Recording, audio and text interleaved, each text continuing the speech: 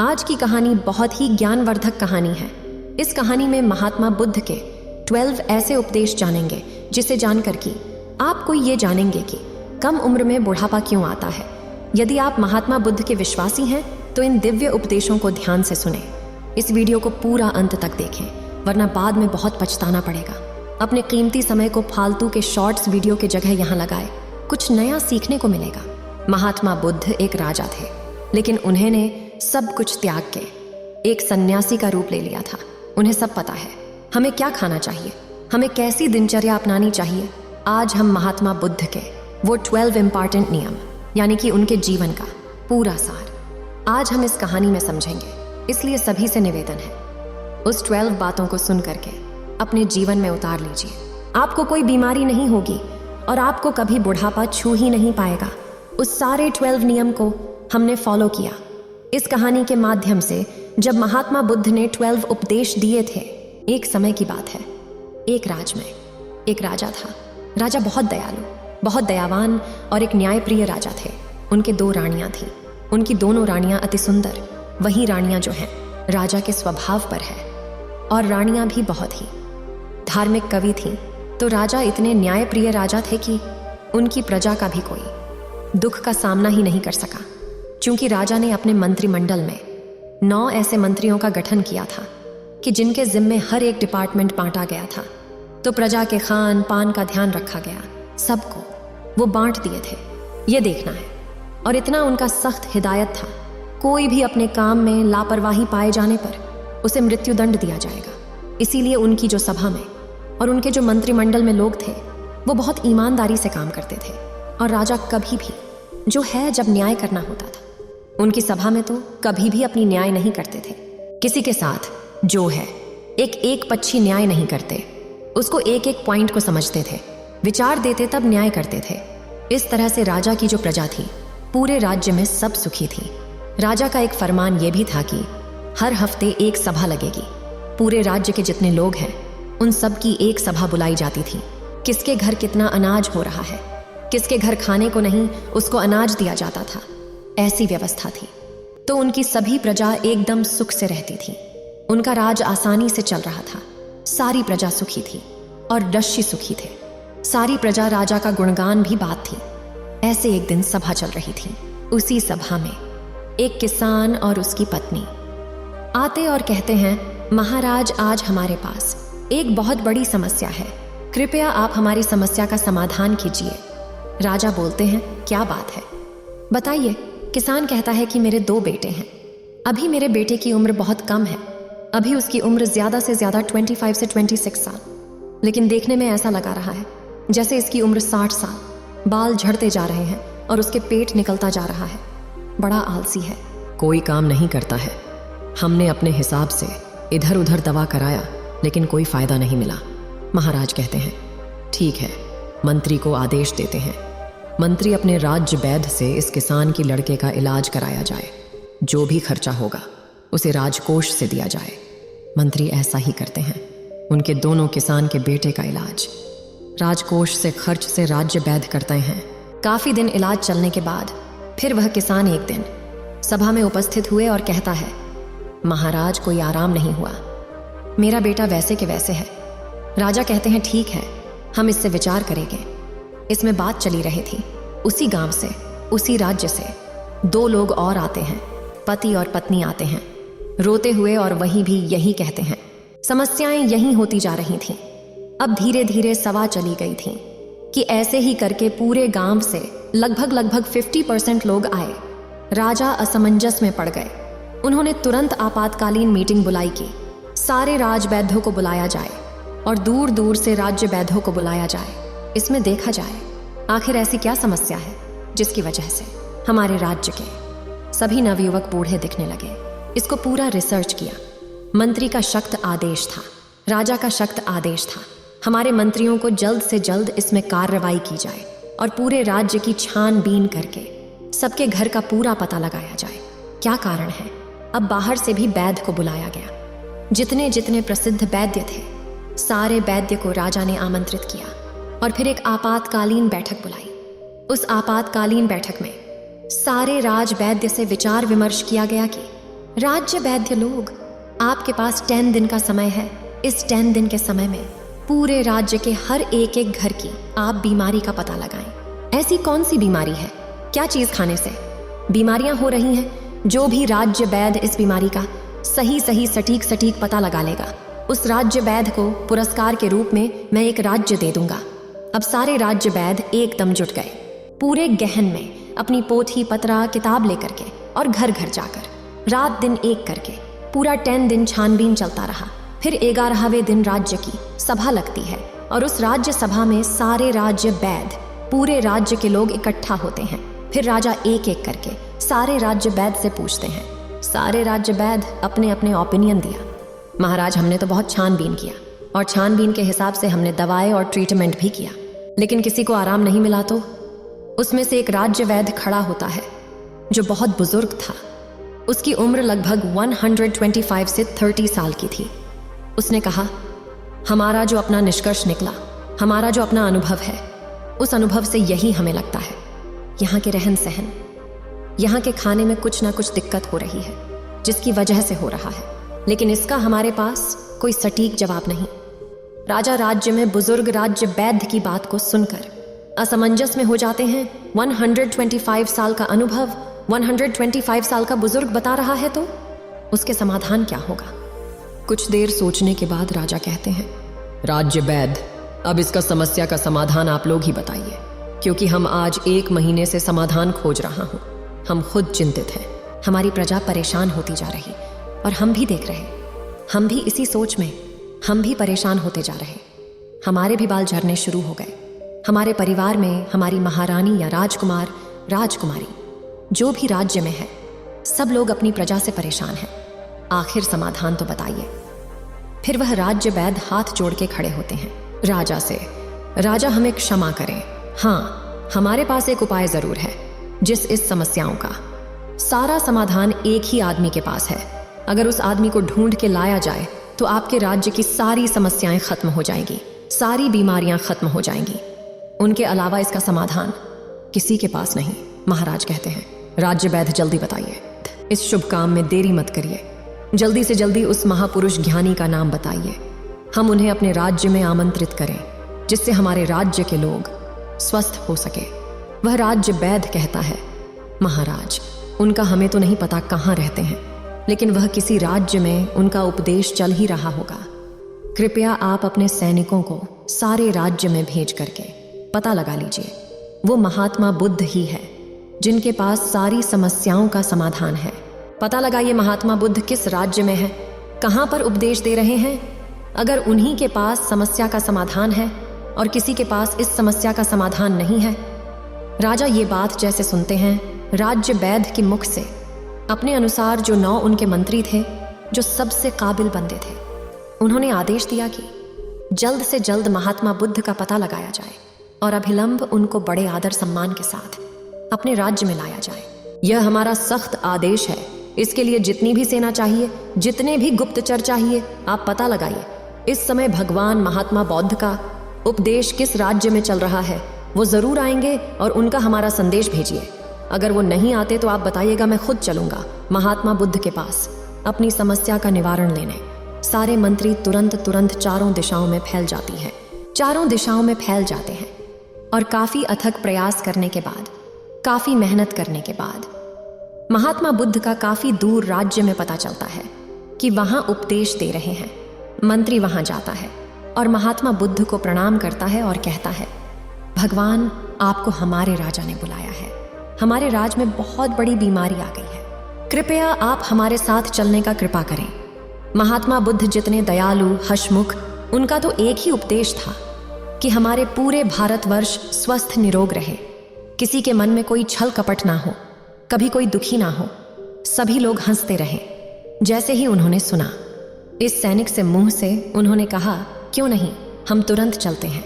और महात्मा बुद्ध उस मंत्री के साथ मंत्री के राज्य में आने के लिए तैयार होते हैं और उनके साथ उनके जो शिष्य थे वो भी आए। अब काफी दिन चलने के बाद, मेहनत करने के बाद, महात्मा बुद्ध मंत्री के साथ राजा के दरबार में उपस्थित हुए। राजा दरबार में उपस्थित होते हैं और महात्मा बुद्ध को राजा प्रणाम करता है, कहता है, आप सादर आमंत्रित किया जाता है। बड़े स्वागत सम्मान किया जाता महात्मा बुद्ध को। और फिर महाराज व राजा महात्मा बुद्ध से कहते हैं, गुरुवर, भगवान, हमारी विशाल प्रजा बड़ी हंसमुख प्रजा थी, बड़ी सुखी प्रजा थी, लेकिन आज इनके ऊपर बड़ी भारी विपत्तियां। जब इनके ऊपर विपत्ति आ गई है तो जान लो हमारे ऊपर भी विपत्ति आई। ये सब हमारी प्रजा, हमारा परिवार है, हमारी प्रजा नहीं है, और ये हमारे परिवार के सदस्य है। कृपया आप भी इन सभी समस्याओं का समाधान करें। महात्मा बुद्ध राजा की तो पहले ही प्रशंसा सुन चुके थे। महात्मा बुद्ध राजा के मुख से ऐसी प्रजा के प्रति सोच से प्रभावित होकर महात्मा बुद्ध मुस्कुराते हैं। केव नहीं, महात्मा बुद्ध से तो कुछ नहीं छिपा हुआ है। महात्मा बुद्ध बोले, सब ठीक हो जाएगा, कोई समस्या नहीं। ऐसी बातें सुन करके राजा मुस्कुराता है। इतनी बड़ी समस्या है और ये हमारे भगवान महात्मा बुद्ध का रहे, कोई समस्या नहीं। तो राजा कहते हैं, ठीक है भगवान, ठीक है गुरुवर, जैसे भी हो आप इन प्रजा को ठीक कर दो। तो महात्मा बुद्ध के सामने एक चेला खड़ा था। महात्मा बुद्ध उस चेले की तरफ इशारा करते हैं। चेला कहता है, ठीक है राजा, कल से मैं रोज सुबह 4 o'clock बजे आपके राज्य में हम एक ऐसा खुला स्थान दे दीजिए जहां पे आपके राज्य के सारे लोग एकत्रित हो सके, जहां का खुला वातावरण हो, जहां प्रतिदिन धूप अति हो, जहां प्राकृत की स्वच्छ हवाएं अति हो, सुनहरा माहौल हो। वहां पे हमें 4 o'clock बजे से कल से हमारा जो है सुबह से शुरू हो जाएगा लोगों को उपचार देना। लेकिन आप अपने राज्य में एक आदेश लागू कर दीजिए कि सब उस स्थान पे आके, पूरे राज्य के और आप खुद उस स्थान पे सभी लोग उपस्थित हो। सभी लोग को वहां से कल से ही उपदेश देना शुरू हो जाएगा और यह उपदेश 12 दिन तक चलेगा। 12 दिन करके एक एक उपदेश दिया जाएगा और आपके 12वें दिन आपकी जो पूरी प्रजा है, आपकी पूरी प्रजा स्वस्थ हो जाएगी। राजा शिष्य के मुंह से ये बातें सुनकर बड़े खुश होते हैं। सिर्फ 12 दिन में जो भी खर्चा आएगा वो सारा खर्चा हमारे राजकोष से दिया जाएगा। फिर शिष्य कहता है, कोई खर्चा नहीं आएगा महाराज, आप निश्चिंत रहिए, सिर्फ और सिर्फ अपनी प्रजा में ही आदेश करवा दीजिए और सख्त आदेश करवा दीजिए। जो 4 o'clock बजे उठकर यहां नहीं पहुंचेगा उसे डंडा दिया जाएगा। राजा ने आदेश लागू कर दिया और कहा, कल सुबह 4 o'clock बजे से कल पूरी प्रजा उसी स्थान पर आएगी। हम भी आएंगे और वहां पर हम महात्मा बुद्ध के विचारों को सुनेंगे और जैसे महात्मा बुद्ध कहेंगे हम उसका पालन करेंगे और हमारे सारे गुप्तचर सबके घरों पर निगरानी रखेंगे। जो भी उस आदेश का पालन नहीं करेगा उसे सभा में दंडित किया जाएगा। ये सारी बातें सुन पूरी प्रजा महाराज को प्रणाम करती है और कहती है, नहीं गुरुवर, हम सभी लोग वहां पर उपस्थित होंगे। महात्मा बुद्ध को सब लोग प्रणाम करके चले जाते हैं। उस दिन की सभा वहीं समाप्त होती है। फिर अगले दिन कल से महात्मा बुद्ध का प्रवचन शुरू होने वाला था। उसमें उपदेश देने वाले थे। कल पहला उपदेश था तो वहां पर सबको 4 o'clock बजे आना था। तो महात्मा बुद्ध वहां भी 4 o'clock बजे पहुंच जाते हैं और वो राज्य के सारे लोग 4 o'clock बजे पहुंच जाते हैं। फिर वहां पर महात्मा बुद्ध पहला उपदेश बताते हैं। कल से वो पूरे राजा को संबोधित करते हैं और अपने शिष्य को इशारा करते हैं कि लोगों को बताओ, तो उनका शिष्य से खड़ा होता है अपने स्थान से और कहता है, कल से पूरे राज्य के लोग 4 o'clock बजे उठेंगे। सुबह 4 o'clock बजे जो होता है, ब्रह्म मुहूर्त होता है। 4 o'clock बजे जो होता है, इसमें 4 o'clock बजे सबको उठना है और सब उठने के बाद जो है 2 से 3 गिलास पानी गुनगुना करेंगे। गुनगुना पानी करना है और सबको आलथी पालथी मार के, और यह जो पानी है किसी मिट्टी के बर्तन में पीना है। मिट्टी के बर्तन से पानी फी फी करके पीना है।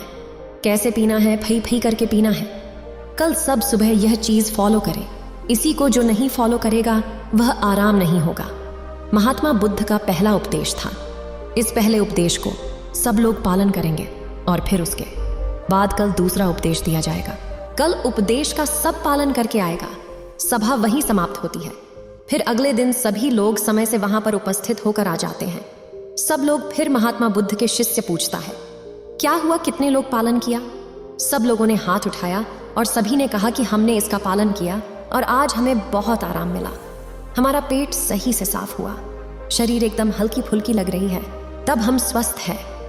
तो फिर महात्मा बुद्ध का शिष्य कहता है, अब दूसरा उद्देश्य ये है कि सबको टहलने चलना है, सबको मॉर्निंग वॉक करना है। अपने अपने उम्र के हिसाब से क्या अपने अपने उम्र के हिसाब से सबको चलना है। और चलना कितना है? 2 से 3 किलोमीटर। सबको 2 से 3 किलोमीटर चलना है।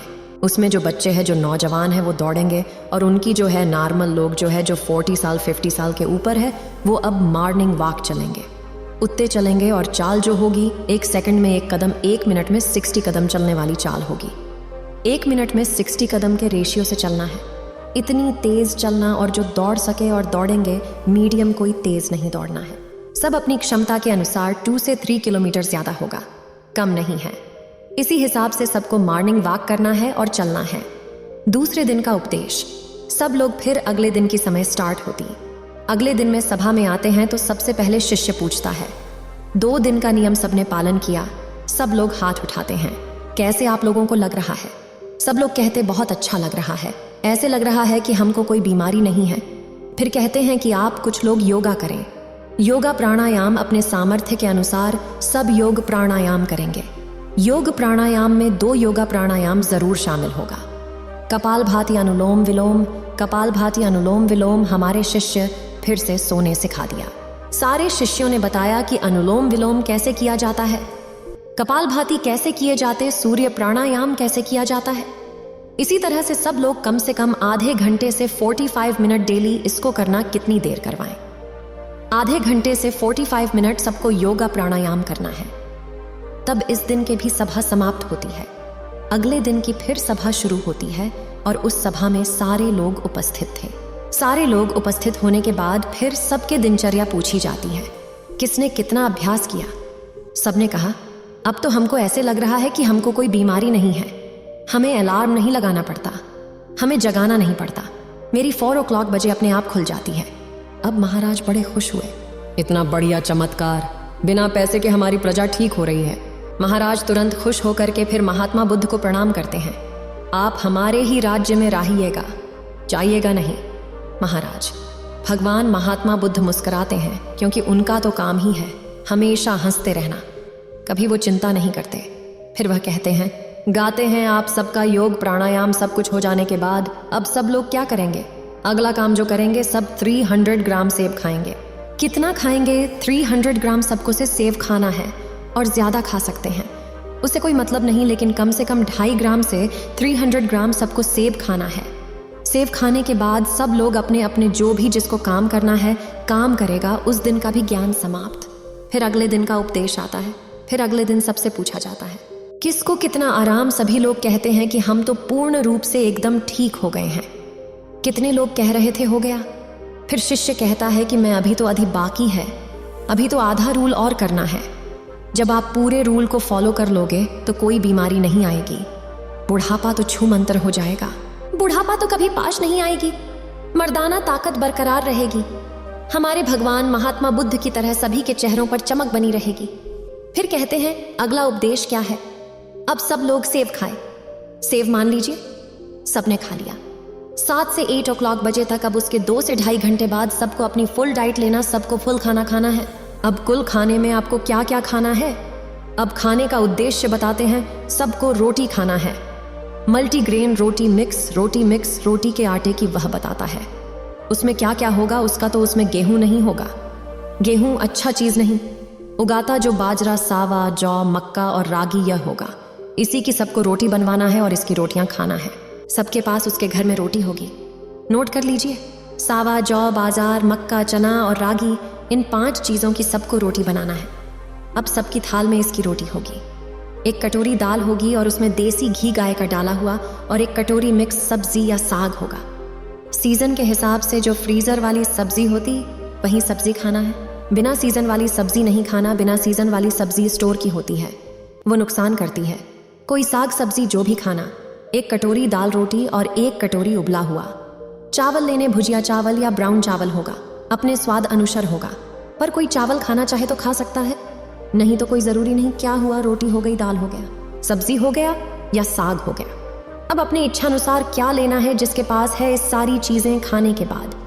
इसके आधे घंटे के बाद उसमें एक कटोरी 200 ग्राम, आधे घंटे ही खाना खाने के आधे घंटे बाद 200 ग्राम सबको दही खाना, दही में गुड़ डालकर बरी खाना आधे घंटे बाद। तो जब आप खाना खाने के आधे घंटे बाद एक कटोरी दाल खाओगे उसमें गुड़ डाल के, तो जो आपका खाना है सब आसानी से पच जाएगा, क्योंकि दही में लैक्टोबैसिलस स्टेशन पर जो हमारे खाने को पचाता हमारे लीवर को विश्रांत करता है। इतना जो खाएगा उसकी सारी बीमारियां खत्म। अब ये आज उपदेश, कल इसको सब फॉलो करेंगे और सब लोग खुशी खुशी अपने घर जाते हैं। जैसे वो उपदेश में बताया गया सब लोग उसका पालन करते हैं। सब फिर अगले दिन की सभा होती है। सारे लोग सभा में उपस्थित होते हैं। सबसे पहले पूछा जाता है किसको कितना आराम है। कैसे सारे लोग कहते हैं, अरे भगवान, हमको तो कोई बीमारी नहीं, हम तो पूर्ण रूप से ठीक हो गए। आपको तो लगता ही नहीं कि हम कभी बीमार हुए। महाराजा और खुश हुए। राजा कहते, वाह, यह तो खाने से सब लोग ठीक हो गए, खाने से सबकी बीमारियां खत्म हो गईं। धीरे धीरे ऐसे देखने में लग रहा है कि सबका मोटापा भी अपने आप चला जा रहा है। तब शिष्य कहता है, अरे रुकिए, अभी तो और कुछ बाकी है, अभी तो इतना ही है, आगे की ओर सुनो। खाना और पीना दोनों एक साथ नहीं करना खाना है, या तो खाइए या तो पीजिएगा। कहने का तात्पर्य, अगर हम पानी पी रहे हैं, कोई भी लिक्विड ले रहे हैं, तो हम उसको खाने के 2 घंटे पहले या खाने के 2 घंटे बाद ही लेंगे। खाना खाते समय हमें एक घूंट पानी नहीं पीना है, न तो खाना खाने के आधा घंटा 1 घंटा पहले पानी पीना है। खाना खाने के 1.5 घंटे बाद ही हमें पानी पीना है। इस बात को नोट कर लीजिए। अब ये हो गया और फिर बताते हैं शाम को क्या नाश्ता लेना। जैसे सब लोग 10 से 11 o'clock बजे खाना खा लिया, अब सबको भूख लग जाएगी, तो 4 से 5 बजे क्या लेना है? 4 से 5 बजे सब एक प्लेट सलाद लेना है। क्या लेना है? एक प्लेट सलाद लेना। अब सलाद कितना होगा? जैसे भोजन के हिसाब होगा। अगर किसी का 50 किलो वजन है तो उसका 5% यानी 250 ग्राम। अब 2.5 ग्राम। अगर किसी का 60 किलो वजन है तो 300 ग्राम। किसी का 70 किलो वजन है तो हो 350 ग्राम। किसी का 80 किलो वजन है तो 400 ग्राम सलाद होगा। उस सलाद में क्या क्या होगा? सलाद में होगा गाजर, चुकंदर, मूली, टमाटर, और उसमें एक टुकड़ा होगा। क्या? अदरक का टुकड़ा होगा। 3 से 4 लहसुन की कलियां होगी। आपको एक टुकड़ा अदरक का लेना है। उसमें आप छिड़कना चाहे तो काला नमक डाल सकते हैं, जीरा, इसको भी डालें। 4 से 5 के बीच में सबको एक प्लेट सलाद लेना है। सलाद लेने के पहले भी कुछ खाना पीना नहीं, जैसे पहले बता दिया गया। अब इसको सब लोग फॉलो करेंगे। फिर अगले दिन आएंगे तो सब लोग, सभा उस दिन की समाप्त होती है। सब लोग अपने घर जाते हैं और जैसे जैसे जो नियम बताया गया सारे नियमों का पालन करना। फिर जब वो अगले दिन सभा में आते हैं तो उसे पूछा जाता है, आप लोगों को कैसे लग रहा है? लोगों को चेहरे पर हर्षोल्लास, मुस्कान, सब लोग का चेहरा जैसे तेज की तरह चमक रहा था। ऐसे लग रहा था कि मानो इनकी ढलती उम्र थम सी गई। इतना एहसास हो रहा था। फिर राजा बड़े खुश होते हैं जब उनकी प्रजा खुशी खुशी से सब कुछ उत्तर देती है। फिर वह महात्मा बुद्ध के चरणों में जाके प्रणाम करते हैं। धन्य है भगवान, आपने तो सबको खाने से ठीक कर दिया।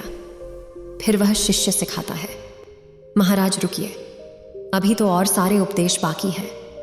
अभी जब मैं पूरा देश बता दूंगा तो हमारे भगवान की तरह कोई बीमारी नहीं होगा, कभी किसी को बुढ़ापा ही नहीं आएगा। फिर कहते हैं, राजा बोलते हैं, जल्दी बताइए गुरुवर, जल्दी बताइए, हमसे सारी चीजें सुनने को बड़ी इच्छा है।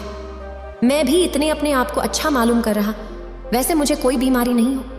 मैं अभी 16 साल का हूं। फिर बताते हैं, अब रात को क्या करूं? सबका खाना रात का जो है, सूर्योदय के पहले, सूरज डूबने के पहले सब लोग खाना खा लेंगे, क्योंकि जब सूरज ढलने लगता है हमारा लीवर पे, जब सूर्य की रोशनी पड़ती है तो हमारा जो जठराग्नि है, हमारा अग्न्याशय को ज्यादा काम करता है। जब धीरे धीरे सूर्य की रोशनी डाउन होने लगती है तो अग्न्याशय काम करना बंद करते हैं। इसीलिए ऋषि मुनि लोग खाना खाने के पूर्व, सूर्य डूबने के 1 घंटे पहले खाना खा ले। तो इसके 2 फायदे, जब आप सूर्य डूबने के पहले खाना खा लेंगे तो आपका सारा खाना डाइजेस्ट हो जाएगा। अब जब सोने 8 या 9 बजे जाएंगे तो 3 से 4 घंटे में आपका खाना पूर्ण रूप से पच जाएगा। इसके फायदे तो आपको नींद बढ़ जाएगी। अगर आप लेट खाना खाते हैं, अपनी लाइफस्टाइल चेंज करते हैं, तो उसमें क्या होता है, आपको बढ़िया से भी नहीं आएगी। जब पेट में ठीक से खाना डाइजेस्ट नहीं होगा, पचेगा नहीं, तो गैस, एसिडिटी बनेगी।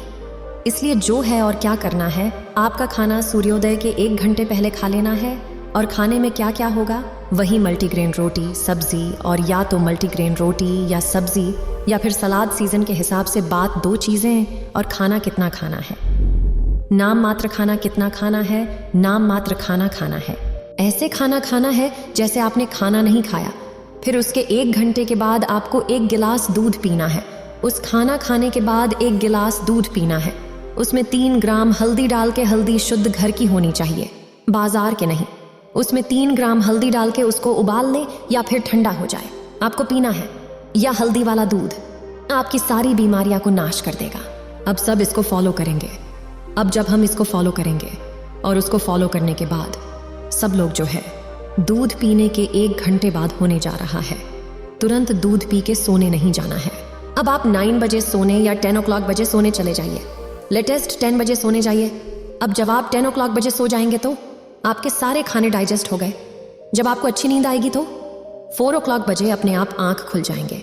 आपको कुछ टेंशन नहीं रहेगा, कोई बीमारी नहीं रहेगी, और कोई भी सबको वर्तमान में जीना है। अंत में शिष्य कहता है, ध्यान से सुनिएगा, सबको वर्तमान में जीना है, सबको बच्चों की जिंदगी जीना है। जैसे जो छोटे बच्चे होते हैं उन्हें कोई टेंशन नहीं होता। मेरी मम्मी का पड़ोसी से झगड़ा हो रहा है, पड़ोसी का पापा से झगड़ा हो रहा, उसे कोई मतलब नहीं। मेरे घर में खाना है कि नहीं है। उस छोटे बच्चे को जो खाना मिल जाता है वो अपने आप खाकर कोई अपने आप में खेलता रहता है, सिर्फ उसका पेट भरा रहे। अगर उसका पेट भरा हुआ है तो उसे कोई मतलब नहीं। इसलिए वर्तमान में रहिए, भूत भविष्य की चिंता मत करिए। आज हमारे पास जो है उसमें खुश रहिए। भविष्य में क्या होगा उसकी चिंता मत कीजिए। जब आप वर्तमान में जिएंगे तो कोई टेंशन नहीं होगा, कोई बीमारी नहीं होगा। जो लोग इतने नियमों का पालन करेंगे, और एक बार कभी कोई बाहर की चीजें मत खाना, जो खाना अपने घर की शुद्ध बना करके खाना। बाहर की चीजों में बहुत मिलावट होती है। आज पूरी उद्देश्य इसी उद्देश्य को, जो इन नियमों को जो पालन करेगा वो कभी बूढ़ा नहीं होगा, उसे कभी कोई बीमारी नहीं होगी। नियम सब पालन करेंगे। फिर उसके बाद 1 महीने के बाद फिर यही सभा लगेंगे और सब इसी सभा में उपस्थित होंगे। समय बीत गया, 1 महीना फिर हुआ। फिर 1 महीने बाद महात्मा बुद्ध महाराज के पास पहुंचते हैं, उनके दरबार में पहुंचते हैं। महाराज दौड़ के महात्मा बुद्ध का आदर सत्कार सम्मान करते हैं। महात्मा बुद्ध मुस्कुराते हैं। बताइए राजन, आपकी प्रजा कैसी है, आप लोग कैसे हैं? महाराज कहते हैं, आपने जो उपदेश दिया, हमारी पूरी प्रजा तो ऐसे देखने में लग रही है जो 60 साल की लग रही थी, अब 15 से 20 साल के लगते हैं। सबकी ढलती हुई उम्र रुक गई। सब लोग हिस्ट पुष्ट है। हमारे राज्य वैद्य लोग तो बैठ के आराम कर रहे हैं, किसी को कोई दवा की जरूरत ही नहीं है। सब लोग अपने आप ठीक हैं। हमारी प्रजा बड़ी खुश है। मैं यही चाहता हूं कि कल हमारी प्रजा आपके दर्शन करना चाहते हैं। कल फिर मैं सभा में बुलाता हूं, कल के लिए आप और रुक जाइए। महात्मा बुद्ध के रुकते हैं। राजा अपनी पूरी प्रजा को एकत्रित करता। उनकी सारी प्रजा महाराज भगवान को, महात्मा बुद्ध को प्रणाम करती है। महात्मा बुद्ध मुस्कुराते हैं, कहते हैं, आयुष्मान हो। सब लोग खुश हो रहे हैं, पूरी प्रजा खुश होती है। इस उपदेश को पालन करने का सब लोग प्रण लेते हैं। भगवान, आपने जो उपदेश दिया है, मैं उपदेश को लोगों तक पहुंचाएगा, जिससे एक स्वस्थ भारत का निर्माण कर सके। ये बातें सुन करके, प्रजा के मुंह से ये बातें सुन करके भगवान बुद्ध बहुत खुश होते। कहते हैं, ऐसा ही हो, और सारे लोग जुट जाते हैं। और फिर महात्मा बुद्ध वहां से चले जाते हैं, और राजा अपनी सारी प्रजा को आदेश देता है कि उसे जो महात्मा बुद्ध का उपदेश है, इस उपदेश को घर घर पहुंचाना है, जिससे हमारे देश में सारी बीमारियां खत्म हो जाए, जिससे सब लोग खुश हो। आप भी इनका पालन करेंगे और स्वस्थ रहेंगे। अगर ये जानकारी अच्छी लगे तो एक भारत को स्वस्थ बनाने में हमारा सहयोग करिए, और ये हर एक भारत के हर एक सदस्य तक पहुंचाती है। सब लोगों ने नियमों का पालन करें। उम्मीद है आप सभी को यह वीडियो अच्छी लगी होगी। अगर आप बुद्ध के सच्चे विश्वासी हैं तो चैनल को सब्सक्राइब और वीडियो को लाइक करके कमेंट में नमस्ते लिख दीजिए।